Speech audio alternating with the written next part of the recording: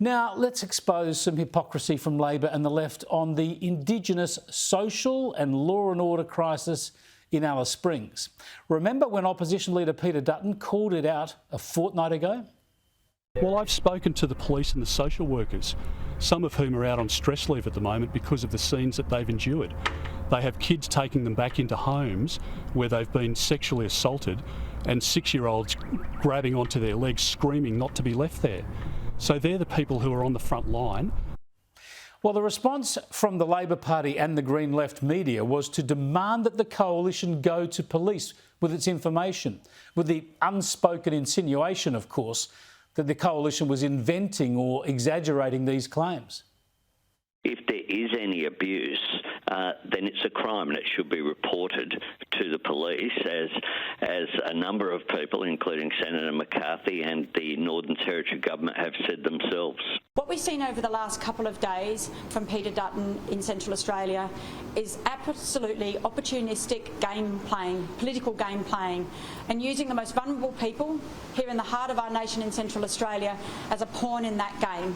It's quite frankly a dog act. Sticking with the immediate concern for kids, does Peter Dutton, or indeed yourself, Senator, need to report any of this to police? Are there kids right now who are being put in danger? Look, David, we're not stupid. Peter Dutton is a former policeman. He knows what needs to be done.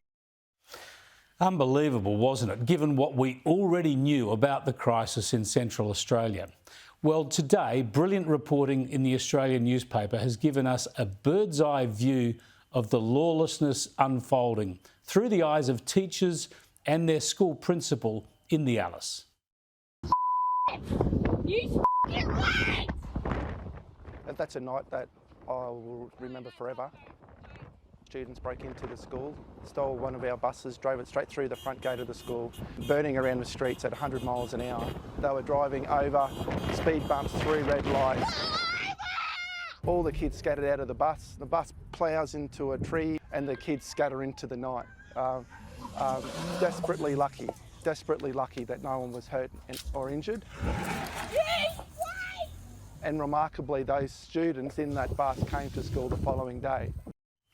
Just shocking, isn't it? The crime, the damage, the threat to life and limb, the trauma for the teachers and the school, and the broken educations.